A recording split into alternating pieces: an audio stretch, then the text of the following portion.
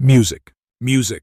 Welcome to a brand new episode of The Legacy of Purpose. We have had a great season so far, and we have been enjoying your feedback. Remember to log on to our website, thelegacyofpurpose.com, to view all previous episodes. Also, sign up for our Legacy of Purpose mailing list so we can stay in touch with you and let you know of all the exciting news and specials we want you to know about. Well, today we have a special treat for you guys. In 2016, we hosted our first Money Emerging Leaders, better known as MEL event. MEL is an event we host through the Myles and Ruth Munroe Foundation, where the purpose is to bring together and expose leaders that share innovative and unique values. MEL provides a platform for leaders to inspire each other with their unique success stories. MEL is something that is really important to Carissa and I, because it is founded on one of our family's core values, and that is helping and teaching others how to discover their purpose and successfully die empty. Well, today we have a special guest on the show with us. It's a friend of Charissa and I, a great friend of Charissa and I.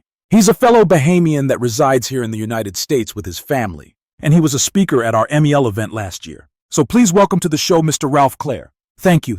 I'm happy to be here. It's great to have you. So Ralph, share with us a little bit about yourself and your story. Absolutely. So, raising the Bahamas, spent my entire life there, and then got an opportunity to go off to school. Did that with good friends, and then had an opportunity to go to grad school and then more recently work at Walmart. I was directly recruited out of grad school, didn't expect it, it just kind of happened. And it's been great since then to find my wife here in the States, got married, just recently had a kid, and things are going really well. That's good, man.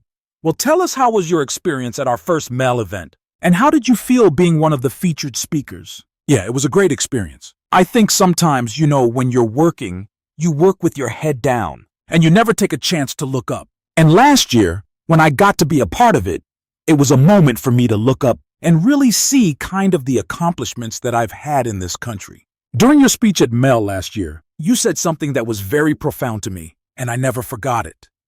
You said you should always remember that your step up for success can sometimes be the result of someone else's effort. Expand on that a little bit. I think it's pretty simple. We all kind of share this emotional connection, and whenever you tap into somebody's connection, they never forget it. Maybe negative or positive.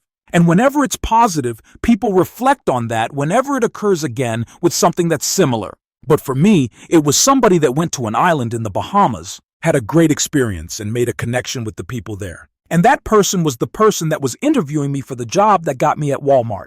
And I was able to leverage the relationship and the connection that they made with him in my opportunity, and therefore got an opportunity to work with the company. So like I said, you never know who you may be impacting. But if it's favorable in most cases, in some unfortunate cases, it may not be favorable. It usually benefits the person that comes after you. Jane, I totally agree. And it's so good to when you're going to the talk to carry people with you. Well, today you will be able to learn more about my brother on a very personal level. Last season we received a lot of feedback from you, our audience. And one of those requests was for you guys to hear more from us. And that's exactly what we are doing. We will continue the messages from our dad, but we will also be incorporating messages from my brother and myself and also my mother. So today, let's tune into my brother's presentation from MEL 2016, where he spoke on developing and emerging into your brand of leadership. Coming to grips with the fact that I hated being Myles Munroe. I absolutely hated being Myles Munroe. Growing from a teenager, actually from a young boy, to a grown man, I hated the fact that my first name was Myles. Because, and like my sister said, there was so much expectations placed on our lives, simply because of who our father was. No care of who we were as individuals or who we were as young kids. You guys are the heirs of Myles and Rupert Munroe. Then you guys must do this and speak like this and dress like this. And all of these expectations placed on us. I absolutely hated being Myles Munroe. Again, just running through what I discussed yesterday. People wish they could be myself and my sister. I got this question all the time. How does it feel to grow up in the same home as someone so wise? For me, it was normal. It was just that. I said, I don't know who you view am I? But for me, he's my father. I watch him wake up, go to the bathroom, shower, get ready, just like everybody else. He's a human being. I absolutely hated being Myles Munroe. The microscope that was on my life, the expectations that were placed on my life. Why can't I just be me? Why can't I just be Charo? My dad, his name was Myles Munroe. His middle name was Egbert. I have no idea why my father didn't give me the middle name Egbert. I am super grateful that he did not. My goodness, I grew up hearing or knowing myself as Charo.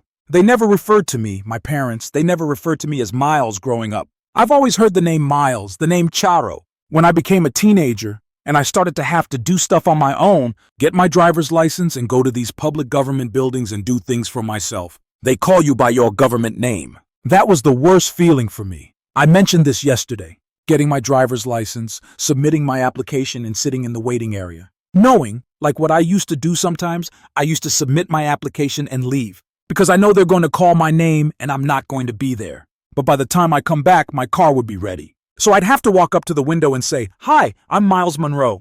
And I whispered, simply because I didn't want my name to be called and folks to turn around and look at me. Because that was always the reaction. I absolutely hated being Myles Munroe. Are you going to be a pastor following your dad's footsteps? Be as great as your father? Who knows? But these were expectations that replaced all my life. And they were affecting the way that I felt about myself. And they were affecting my relationship with my father. Because I never wanted to be around him. Never wanted to be seen in the same place as him. Because I really never wanted anyone to know that that was my dad. You know, the funny thing is, my parents passed in 2014. And people come to me to this day and they say, "Oh, I didn't know Myles Munroe had children." And that shocked me because I'm like, who doesn't know his business? And then I remember, well, wow. I must have done a great job in hiding the fact that he was my dad. It affected our relationship. I mean, my dad, it was a strain on our relationship. It was really because I just detested being his son. So I rebelled, And I think this is what any kid or every kid in my position does. We do everything that we feel will completely separate us from what we're running from. So I'm going to go to the pastor and travel the world speaking and doing all this good. So I'm going to go over here and take this drink, go to this party and have some fun. Because I wanted to. I was forcing the issue that, look, I am not Myles Munroe. I'm not in church every day. I'm not speaking on stage. I'm not, doing what he does. I'm not speaking something entirely different because I want to be different from Myles Munroe. I want you to see me, not as Myles's boy, but as the individual that I am. So this was a process that I had to go through in developing myself, my individuality. I started to hate myself. I started to hate my name. I started to hate the fact that I was born to the parents that I was born to. Wish that I could choose the family that I was born in. There was this particular family when I was in high school. I used to look at them and I used to envy them. I'm going to call them names because I don't want to speak my business like that. But there was this family in high school that I used to look at and I used to be like, man, I wish I could have been born into that family. How crazy is that? All because of the expectations that I felt was on my life. And I'll expand on that point a little later. But because I hated the fact that I was Myles Munroe because I knew that I was Myles Munroe.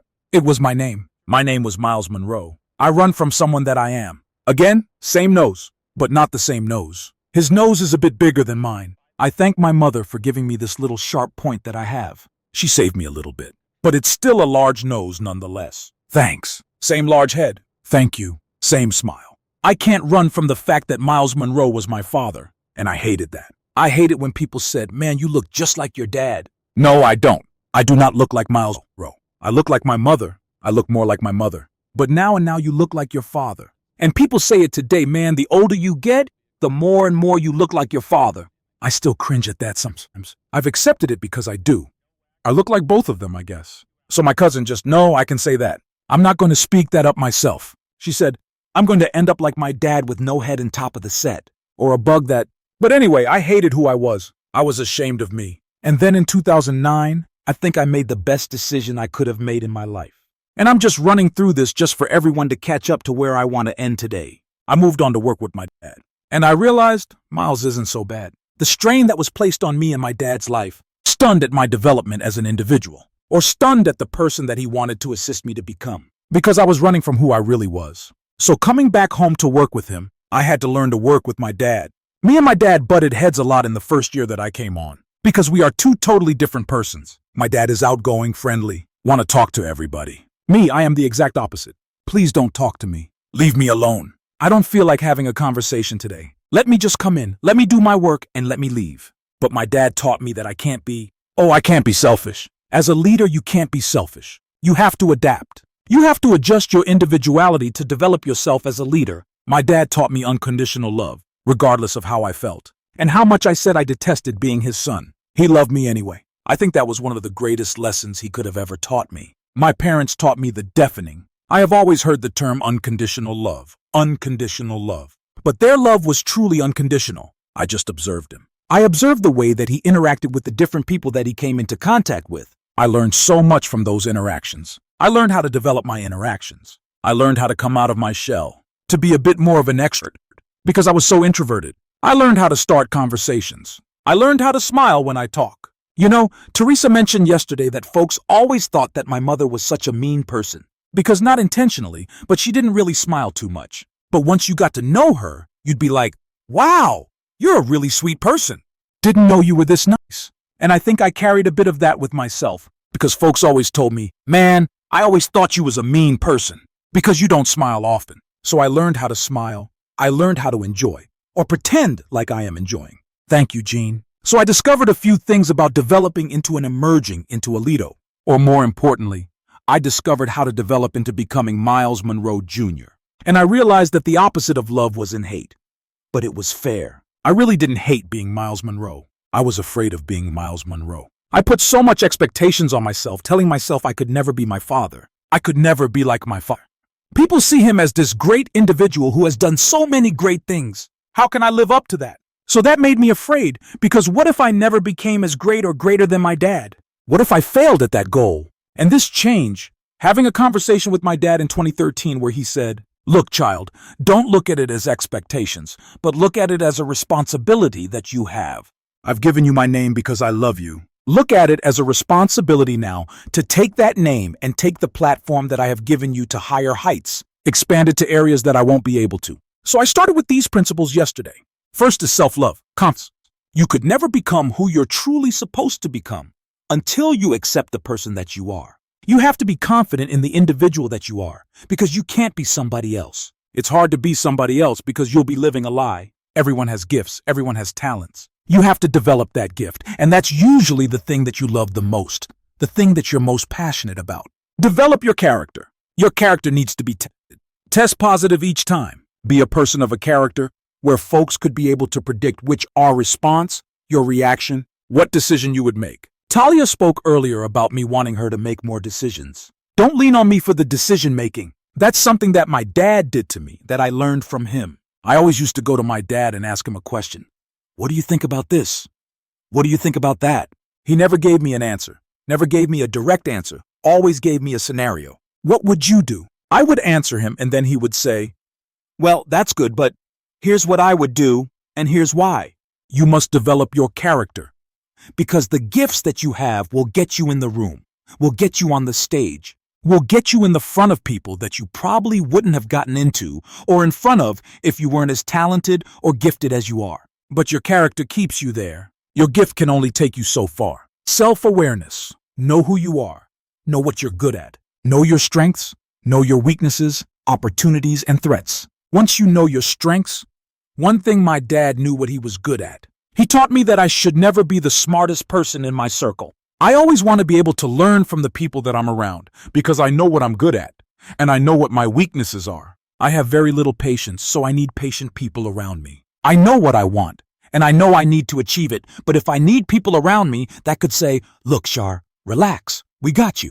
So I'm building a team around myself that allows me to strengthen my weaknesses, and I'm able to strengthen their weaknesses, because my strengths are their weaknesses and vice versa. So know who you are, know what you can do, and know what you can't do.